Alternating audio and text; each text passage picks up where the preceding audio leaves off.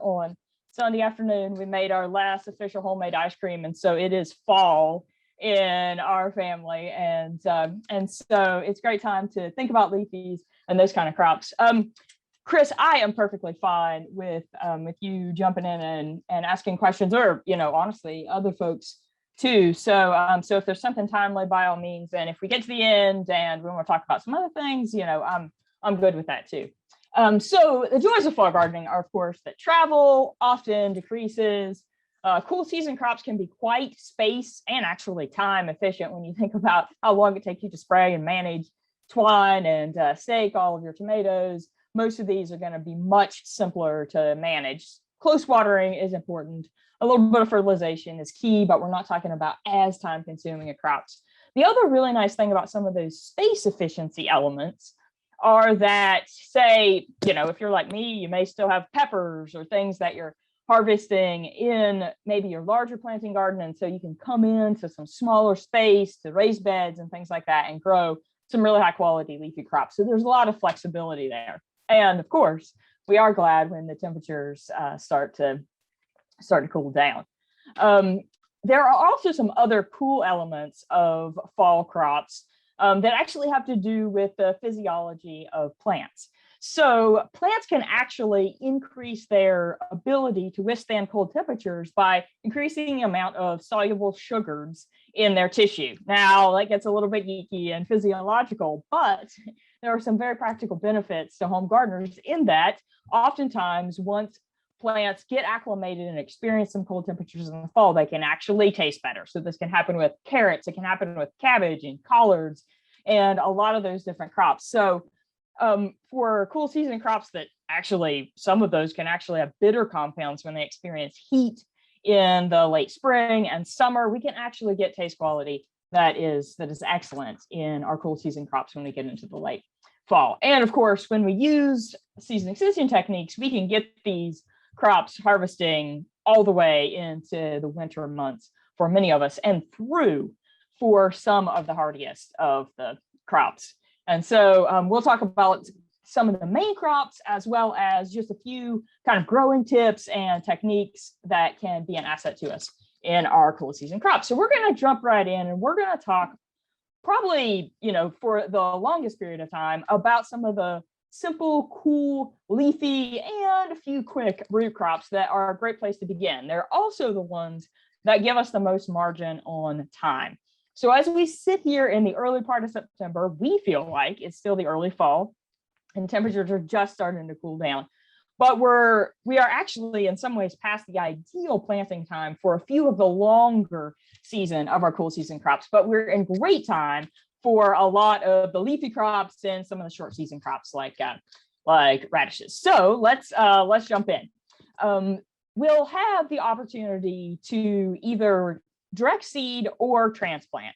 And of course, some crops we always grow from transplant like broccoli and cabbage, but when it comes to the lettuce and kale, spinach, those types of things, we kind of have the opportunity to use whichever fits our intended crop and our growing system the best. So kind of the top of this little spectrum talks a little bit about the days from seeding to harvest if you're direct seeding. And lots of times things that we're going to primarily harvest at an immature stage, our leaf lettuces, our baby kale, spinach, things like that, we will often direct seed. Most of the time, things that we're going to harvest more as a head, like the bib and the oakleaf lettuce, both for space efficiency as well as time efficiency, I prefer to transplant those. And, we'll show some pictures and things like that. When we're growing those plants that form a head, it's nice to be able to get your spacing exactly right. And so that's one of the reasons that I like to transplant. With kale, collards, the same thing. You can direct seed or transplant. It just kind of depends on speed and timing. At this point in the season, I think that transplanting would be great, especially if you have the opportunity to go out and buy transplants. Now, as you know, days to harvest are always estimates. They depend a lot on our season. Here in Tennessee, we have a great fall growing season.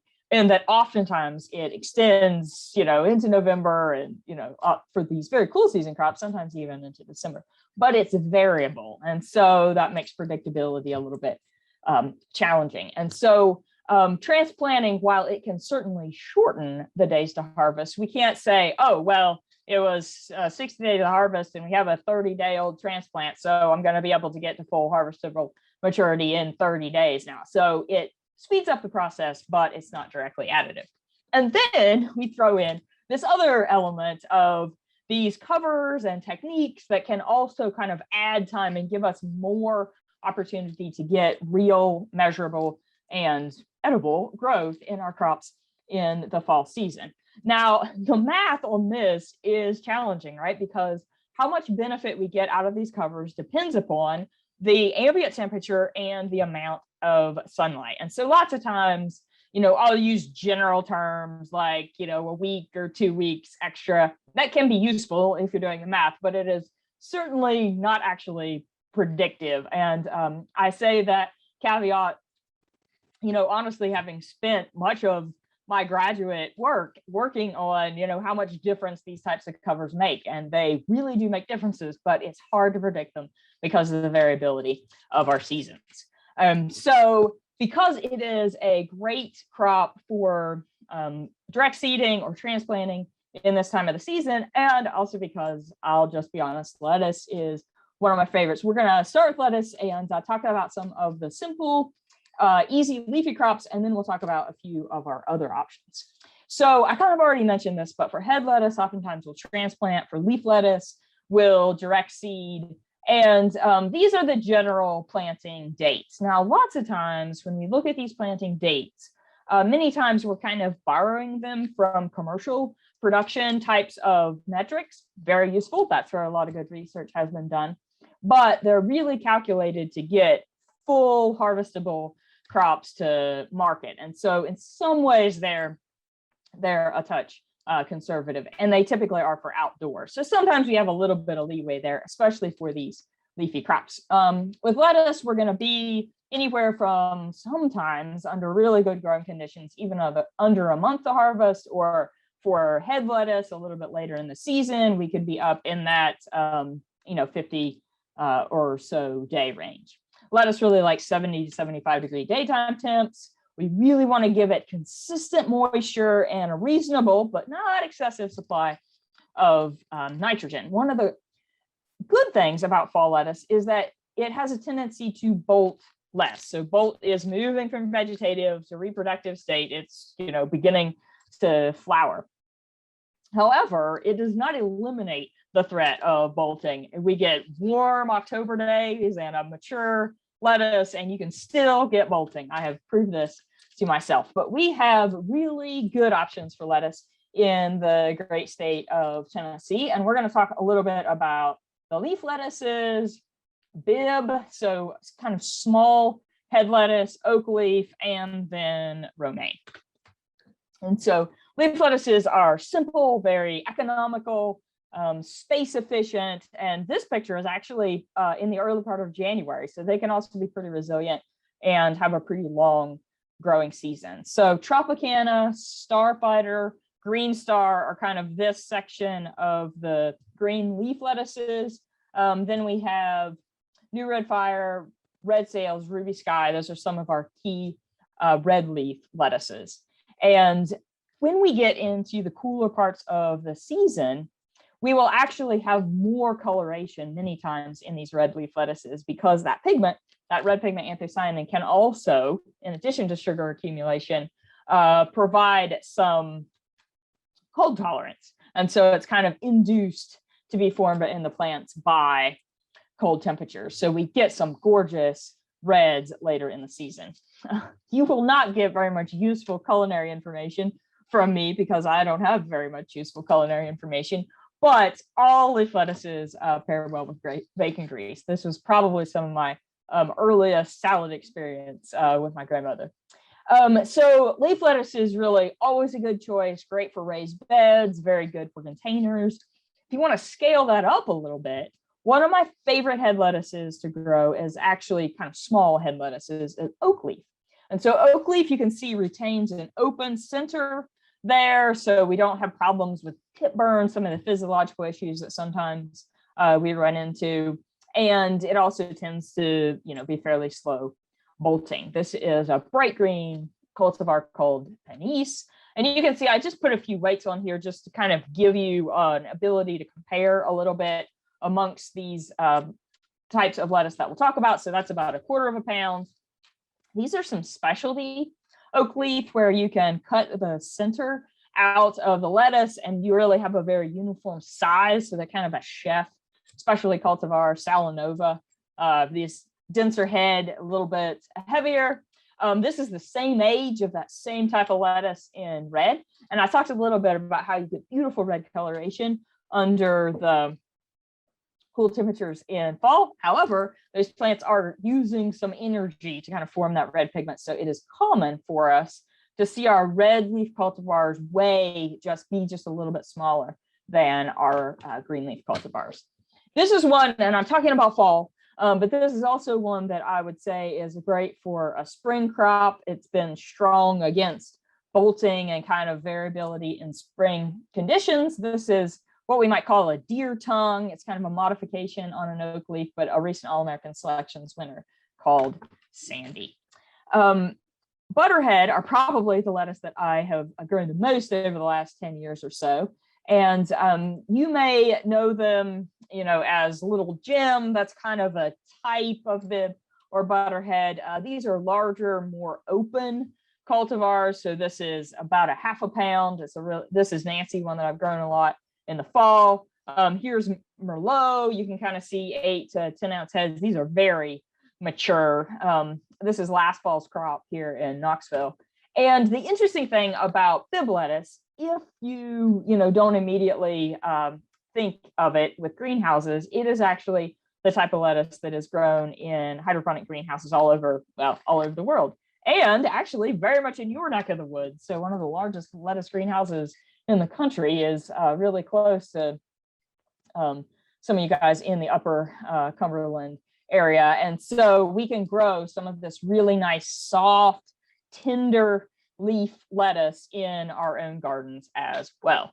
And there are some gorgeous red leaf lettuces that fall in this Butterhead category as well. Skyphos is one that you may get kind of some muddy colors in the spring, but you get beautiful red in the fall. If you are a lettuce aficionado and you haven't grown your own romaine in the fall, I predict that you will be really happy with its taste and texture. Sometimes it can be a little bit finicky as far as bolting in the spring and things like that, but I do really like it as a fall crop. So here's just a couple of cultivars. I'm not going to give you the whole cultivar trial, but these are just a little bit of the variability. You can see some that have really pretty smooth leaves, some that have a little bit more ruffle in them. This on the right, Parris Isla is one of the most common for leaf lettuce mixes. So you don't have to get a really mature head of romaine. You can harvest them at any size. But an important thing to keep in mind is that with romaine, we are going to have them be more open than a romaine heart. And so you can see, right down into that head of lettuce that of course helps prevent tip burn. Many of these cultivars, some of them are actually bred to be open like that. And also we're not going to grow them quite as mature as what that heart would be.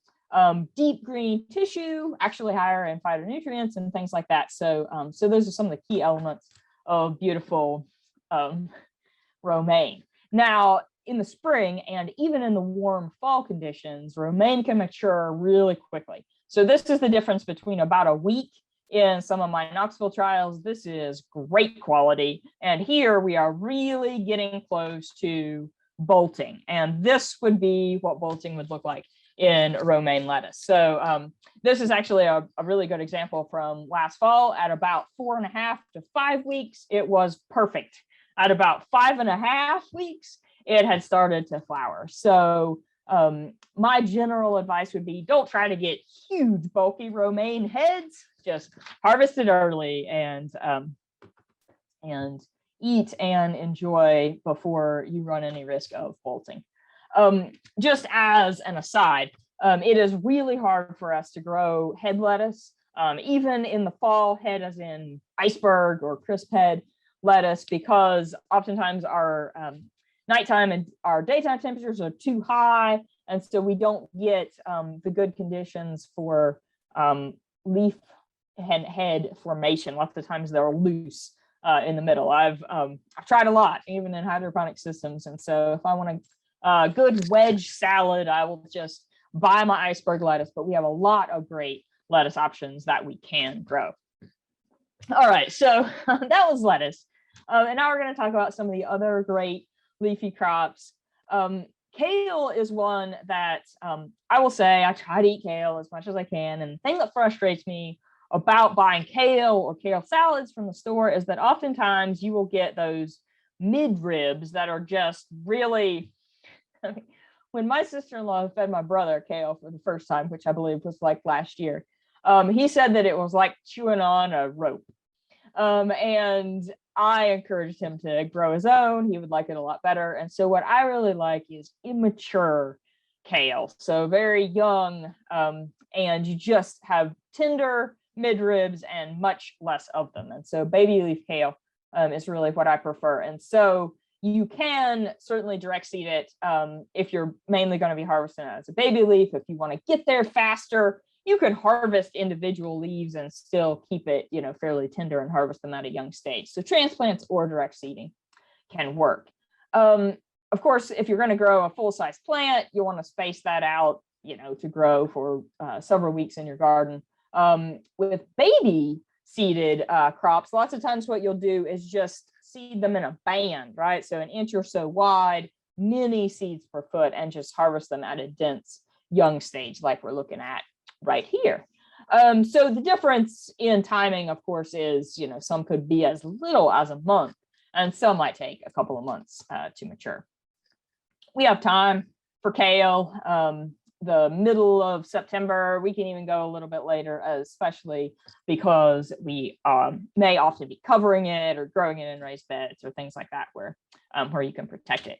Kale is one that overwinters pretty well. And so sometimes even if you get your kale in late in the fall, you can have great February, March, and April kale before it blooms and goes into its reproductive cycle the next spring. So these are just a few options up here. This is a nice compact green kale cultivar called Prism, a recent All-American Selections winner. This is scarlet and open pollinated red leaf cultivar. There are also red boar, which sometimes tends to be an even more vibrant. It's a hybrid. This is red Russian down here, which I definitely prefer as a very small or baby leaf crop, because it can get some hairs and you get some textural issues sometimes when it gets larger. As far as eating quality, texture, I tend to prefer the dino kale, that's or lacinato. This is what this is down here, because you have fewer of those midribs, so your eating quality can definitely be an element. These actually, incidentally, are all spring pictures, and lots of times these actually overwintered. We are in time for some of our fast maturing root crops. Turnips would be tough to get to mature at this point in time, but for radishes, we can mature those in a month or so, and so those can be an option. We're going to be direct seeding these. Now, in the springtime, we want to be really quick on our radish harvest to make sure that we don't get blooming. But in the fall, it's a little bit less of a concern. And once again, we actually might get a little bit more sugar accumulation in those taproots, and we are very likely to have fewer of the bitter compounds that are in our brassica crops because they're not going to be experiencing the warmer conditions. So in the springtime, we might be able to mature a Roxanne, which is what this picture is, or a cherry bell type of radish, in 20 days or so. We probably won't quite get that in the fall, but they can still be pretty quick. Some people seed their radishes with their carrots because the radishes are so fast. But these quick maturing ones would be the ones that I would choose for this time of year. This is Sweet Baby, but it is a daikon type radish. And while they do tend to be sweeter, we might be on the edge of getting those to mature because they are a 45 or so day crop. So they're a little bit longer. Collards are another one that if you want maximum productivity out of those collards, we're on, sort of the edge of our planting window. However, if you put in transplants, if you have cover, these are definitely plants that you can get good fall productivity out of. I harvested my collards the week before Christmas last year, and they tasted great. It was some really fun times to have fresh greens during the holiday season. So these were actually collards from our trial last year. We did Champion and Flash in the trial. One was an open pollinated, one was a hybrid, and the yields and the reviews were actually quite similar. Sometimes one of the benefits of the hybrids is that they tend to be a little bit less susceptible to bolting. Not so much of a problem for fall crop. So really, if you have any taste preference or even color preference, oftentimes this blue green is actually my preference. That's Flash right there. In the Brassica family, we also have some fun mustard options and Mizuna, which are actually kind of fine leaf, and so you get some really pretty textures and colors. I kind of already mentioned that we would be challenged to get good turnip roots at this point in time, but there could be some good opportunities for turnip greens. These are some really small turnips called haikuri, and they actually also have very edible leaves for turnip greens. So some of those can be faster to maturing and often very timing similar wise to some of the mustards. So this is an example of some of the mustards. This is Red Kingdom, just a really beautiful deep red pigmentation. And these can be fairly fast to maturity, especially if you're willing to eat, kind of smaller leaf crops. Mm-hmm. I actually just saw a question in the chat box that was about bolting. And the question is, is that transition from vegetative to reproductive caused by longer days or heat or both? And oftentimes it is caused by both. That's definitely true in lettuce. It's kind of a combination of both. If we're talking about, say, spinach, spinach bolting is more often controlled by day length. It's a long day plant. So once we reach about 14 hours in that, late spring, early part of summer, then it will start to bolt. So sometimes it can be one or the other. Oftentimes it's a combination of both. Very good question. So that actually led perfectly into the discussion for spinach, which is one of our cool season crops that really does prefer the coolest growing conditions. So 60 to 70 degrees is it's ideal for daytime temperatures. It is also one of our most cold hardy, so it can survive it's hard to have an absolute temperature on these crops because it depends on how well they're cold acclimated. You get a little bit of protection in there. So, we can say around 10 degrees. It would be relatively safe to say that in most winters, this could be something that we could overwinter, especially if we had a little bit of production. And because spinach can germinate well down to, not quickly, but well down to 40 or 50 degrees, it's one that can be a little bit later seeded. And of course, the bolting is more of an issue when we're talking about spring seeded spinach. So there are some very nice smooth leaf spinach that can be a great option for us, even if they get in a little bit late in the fall. This could be something that could really start growing and pick up some biomass in the cooler but brighter days of February and March, especially if you had a cover. So it can be a great option. Really all of those, lettuce, kale, collards, spinach, the timing is very good. We have some of our cool season crops that we're getting on the edge of. and some that, you know, would be questionable whether we would be able to mature our crop. Direct seeded carrots, questionable, you know, unless you had a way to protect them. Brussels sprouts, challenging, right? I can tell you from my own experience in Knoxville last year, you know, just due to late timing in the season and other conferences and stuff to do, it was mid-September when I got my Brussels sprouts planted. And I actually did get a few Christmas Brussels sprouts, but they were on a very short plant that just did not reach its full productive capacity.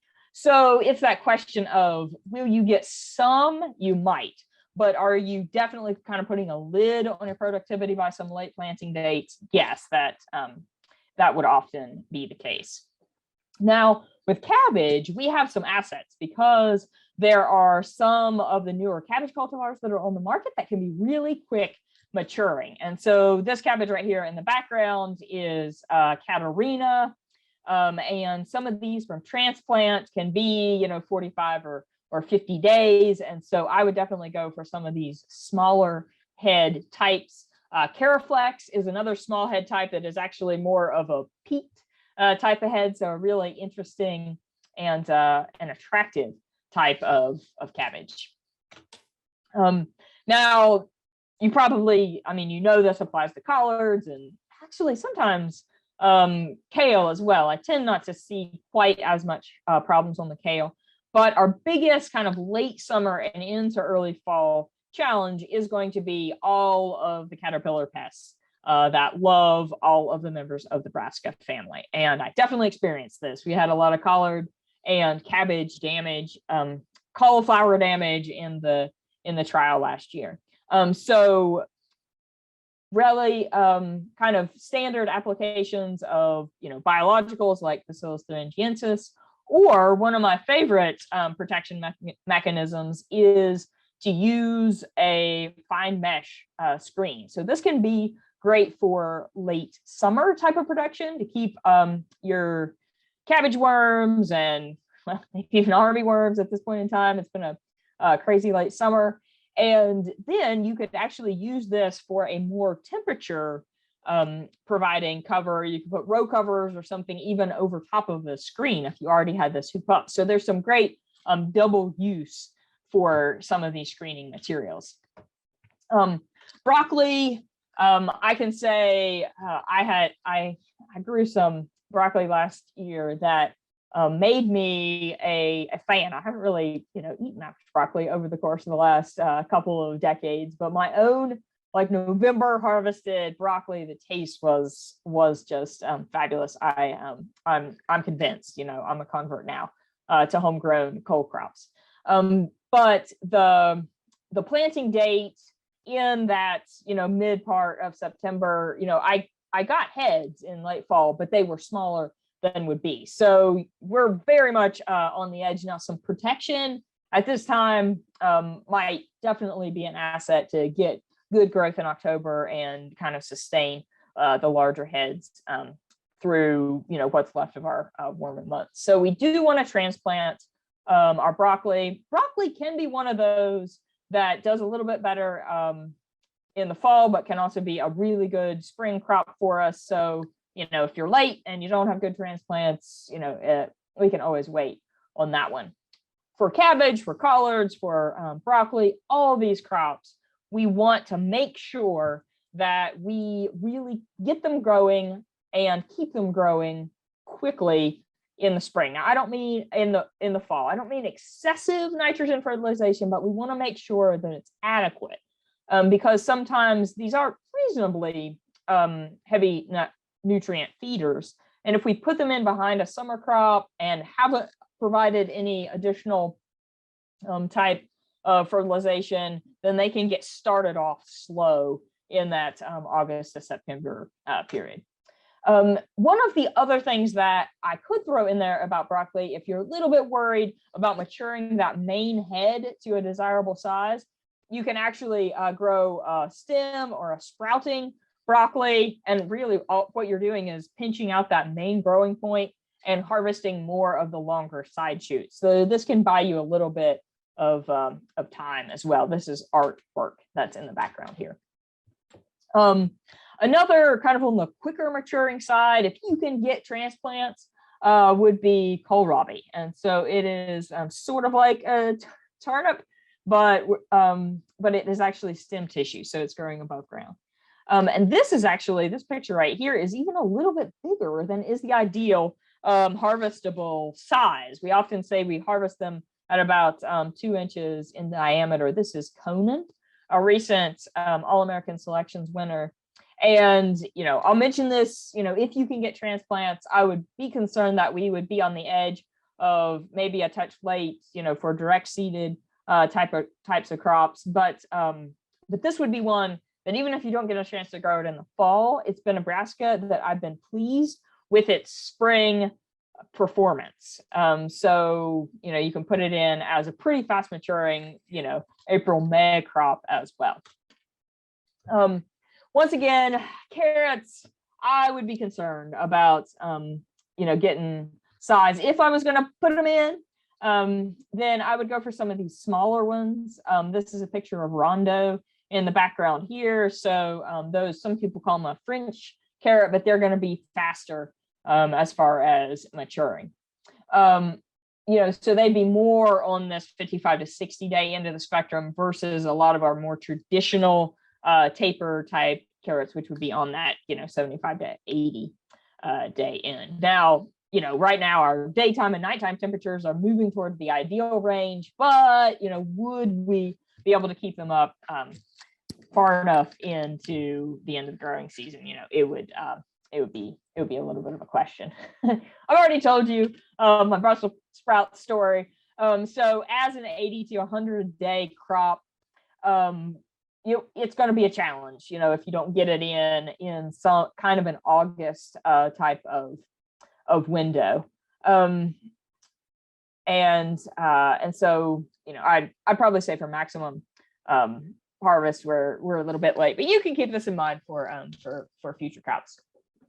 So there are a few of those that we're on the edge of, but do not fear. There are some options that would be fun, kind of novel crops that we still definitely have time to get in the ground. So arugula is in the same family as our mustards, as our kale, as our radishes, and it is in some ways a green that I think may be a little bit underutilized, and some of that may be because it tends to get harsh in flavor under stressful growing conditions. I actually, during my master's research, had arugula as one of the test crops in my study, and it was a spring grown crop, and came out of that convinced that arugula was terrible. And a few years later, I had the opportunity, when working in the greenhouse system, to grow arugula hydroponically quickly under more ideal growing conditions, and actually found that I kind of liked it. As a little bit of a spicy, kind of nutty addition to salad. I'm not quite tough enough to eat straight up pure arugula salads, but it can be great as an addition. And it can be very fast to mature, pretty tough against a range of germination conditions. Oftentimes you can get arugula to germinate in less than 24 hours. Lots of times when I germinate arugula, seed arugula, I don't even cover it up because I enjoy watching how fast it germinates. So it's often grown, I prefer it quality wise, as a baby crop. So, a month or so to harvestable size under warmer conditions, even faster than that. So that's why you're seeing that 30 to 60 seeds per foot. That's kind of in the band. So you're seeding it an inch or so, half inch or so wide. And then you can kind of selectively harvest out of that. Astro is a cultivar that I've grown a lot. Like we talked about for turnips, beets, might not be a sure thing. There are some smaller type beets, which might work. But I actually, in some ways, prefer the greens of beets and chard just as well as I like the roots. So they can be something that could be a good option for us in this time of the year. They could be transplanted, but oftentimes they would be direct seeded. And if you're harvesting them small, they can be banded as well. And you can really harvest them kind of at any stage, right? So the cultivars that we're going to grow for beet greens are actually going to not be the best for producing roots. Bull's blood, some of the chard, we're looking at Bright Lights right here, which is an All-American Selections winner from a few years ago. But it is great and really novel performer. You can eat it fresh in salads. You can, cook it a little bit, braise it, and stir fry. And you don't really have to worry as much about, the exact maturation date, because both beet greens and chard are something that you can harvest at a range of maturity. So great color and vibrancy in salads. This won't be as much use to you all if you're growing in soil, but Swiss chard is one of my favorite things to grow hydroponically, because the roots are actually the same color as the stems, so you get just beautiful roots grown in your solution. One that you may not have grown very much, but can be a really mild flavor, tender crop, would be Napa, or some people call it Chinese cabbage. We probably oftentimes in southern gardens more, would use collards in this role, but this might be something interesting to try. It oftentimes matures a little bit faster, especially than our late heading cabbage, and it can be harvested, a little bit early at a range of sizes. We don't have to worry as much about bolting. Like the rest of the brassica crops, we do need to make sure that it doesn't dry out, but it can be a very mild and tender leaf, a little bit more tender texture than say our collards or our cabbage would be. And you kind of get this crinkly, interesting leaf. Another Asian green that is fun to grow, it can be harvested at a range of size, is pak choi. Now, if I was going to be putting it in a raised bed or something, I would probably grow it as a transplant just so you can get your spacing ideal, so you put them at 8, 10, 12 inches apart, depending upon how large you want them to get. These are some of the smaller heading types. Win-win is a very large maturing type, and it'll get big. Like the rest of some of the brassica cousins, they do have some issues with caterpillars and things like that. So in the fall, I would definitely use a floating row cover if I had the opportunity, or you can seed them close and harvest them as a baby green. So this is just an example of several of the different greens that we talked about that would be ideal at a very small size. So this is actually pak choi right here. This is one of those red leaf mustards. This is Mizuna here in the background. This is some kale right here. And so a lot of these can be grown as mixtures, can be harvested young, and this in a container or a raised bed system. One of the fun things about harvesting them young like this is you can kind of selectively harvest and kind of thin them out as you go. So of course you're eating all of your thinnings, and it can let the ones that are left get to a little bit larger stage of maturity. So that's a little bit of a quick rundown of some of the great options I have available to us. In the next few minutes, I just want to give a few quick management suggestions, and then we'll have time if we want to visit about any of these crops. So I've kind of talked about this as we went, so I don't need to delve into a whole bunch of details here, but the seed or transplant decision often is, are you going to harvest it at a mature, more like a head? Is leafy okay? Then you can kind of use that to be a seed or a transplant. For us right now, we're starting to get towards the time when it's more about timing, right? We're going to lean towards transplants as we get a little bit later in the season, not because these cool season crops can't germinate, but because the germination window will be a little bit longer as the temperature gets cooler, and we just want to use all of our available growing time to get the best growth.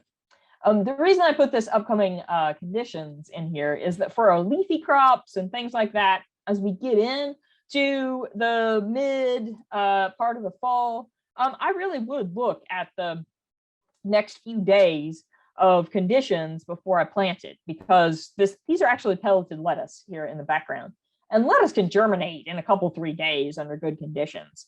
And so if you know that you have window where you're going to get, some 65-degree nights and some 75-degree days coming up, then you're going to probably get pretty good germination. And so you can kind of time that seeding to get the best germination window. These are just a few pictures. I talked a little bit about banding and how thick we seed for some of our leafy crops that we're going to harvest really young. This is actually leaf lettuce as well. And part of the reason that we do this is just for space efficiency, for harvest efficiency. It's a whole lot faster to harvest this than it is leaf lettuce scattered out all over the entire bed. It also provides air movement in that we can dry out some of those lower stems a little bit better. And the fun thing about this is it kind of provides you a pattern for sequential harvest. So what you can do is come in and harvest this middle row when it's very young, and then, every other row to kind of harvest, and you'll have more room to let those plants that remain grow larger. So it kind of provides a simple way for selective and sequential harvest. I guess, already said this about containers.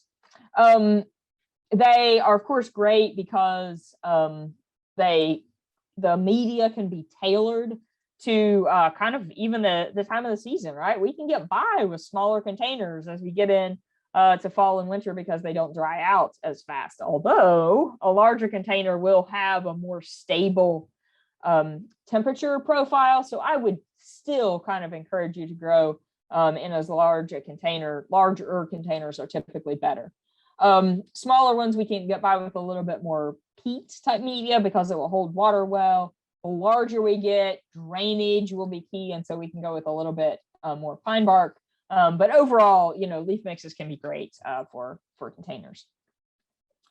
If you're buying transplants, this is important in the fall. Actually, kind of equally important in the fall and spring, especially for our brassica transplants. There can be some of them that experience stresses, which can, influence their growth and performance later on. So we don't want them to be just tired, right? Or looking hungry, or like they've been, sitting somewhere getting baked and, alternately dried out. We want transplants to really look like they've been rapidly and consistently growing. Because we can put them in our garden and not have to kind of get them over, say, a nutrient deficit or something like that may have occurred in their transplant. So we want good color. Now, when we talk about tomatoes and peppers, we talk about deep green color. Many of our cabbages and broccolis and things like that are not going to be quite as deep green, but we definitely want to stay away from any of those yellow shades. And of course, we want to stay away from pests or diseases. As a general statement, these cool season crops are not as deeply rooted. So anything that can reduce the water loss in the early part of the growing can be really important because, August heat, September heat can dry out the soil really quick. So I showed you some pictures actually of some of the lettuce that I've actually gone in on plastic raised beds after the cucumbers have come out. So that can be a good way to get those plants started off with kind of a nice level moisture playing field early in the season. So our goal is always rapid, uninterrupted growth. Now we don't want, excessive lush growth by over fertilization, because that could actually make them be a little bit more susceptible to, say, cold damage. Or might slow down kind of their, cold acclimatization. But we do want them to be steadily growing, to not have times when they dry out or run low on nutrients. But also keep in mind that once we get into the later part of fall, they're really going to reduce their water and nutrient use as temperatures cool down. So, it's really this August and September period that we're the most concerned about. This comes out of W804A, which is kind of a home garden soil testing and fertilization guide. But I just put it in here to say, as a general statement, our larger, longer duration cool season crops will be fertilized at a higher rate versus our smaller, faster turnover types of leafy crops. And we have a lot of fertilization options, so we have kind of this traditional ammonium nitrate, which you see in a lot of our fertilizer recommendations. We can use a calcium nitrate, and we can use a lot of the different types of organic nutrients. Now, if we're using organic nutrients, we really do want to make sure we get those on with timing in the early part of the season so that we water in well, give our soil microbes time to break down those organic nutrients. Often, so for some of these longer season crops, we may actually have a couple of side dressing points in time, but for our leafies, most of the time, it'll be a couple of 4 weeks after seeding. The last couple of slides here just really talk about some of the options that we have to extend the season. This is an example of a floating row cover. Now we can suspend these over hoops. We'll have a little bit of nighttime temperature increase, 1 to 2 or 3 or 4 degrees. But what we're really doing is providing good daytime growth for these crops in the later part of the fall. And we can also kind of moderate the soil temperature loss as well. And one of the great protections is that they also, as long as there aren't any holes in them, keep out some of our leaf feeding benefits. And the thin ones, we can actually water through. The thicker ones are a little bit harder to water through. This is actually a picture from a few years ago of a lettuce trial that I did in a high tunnel with several different types of row covers. And these thick ones back here, we actually put on and took off by day and night. So they were a nighttime cover to retain as much heat as possible. And then they were taken off during the day because they were so heavy that they blocked more than half of the light. Now that can really help you retain temperature, but as you can imagine, our leafy crops in the late fall need all of the light that they can get. So as a general statement, what we found was that our growth in these thinner covers where we could keep them on all the time was generally superior to this one, even though it had better nighttime temperature retention. On the fact that we were taking it on and off and having those disruptions, it was easier probably to just use a lighter weight cover that we could leave on all the time. These are some that I really like to use for lettuce because we put them over a hoop and they provide a nice environment where the tops of those lettuce don't get abrasion from that floating row cover, and so we have really kind of uninterrupted, unimpeded growth. These are typically single use. They're not impossible to reuse, but they're challenging to reuse. And these are a couple of tiny ones. You can see I just rolled up the edges and stake them down with lath. So in a large operation, these will be covered with soil on the edges, but this provides a really easy access way. They are more fun to grow in if you have drip irrigation in them, or you can always use a hose and water through the little slits. So that is, I believe, the end of the slide set. So overall, fall gardening, honestly, I love to grow leafy crops in the fall. Many of you guys probably know that when I moved to Tennessee half a dozen years ago, this was the warmest climate that I'd ever grown in. And my very first fall gardening that I got to do here, I, of course, grew lettuce. And that was the year that we had a really warm, a fairly warm December. And it was the first week in January when I got to harvest a lot of my lettuce. And I was literally on cloud 9. We don't always make it that far, but it can be a really good growing environment with a little bit of attention to establishment care, moisture, and nutrition right now, and some great high quality cool season crops.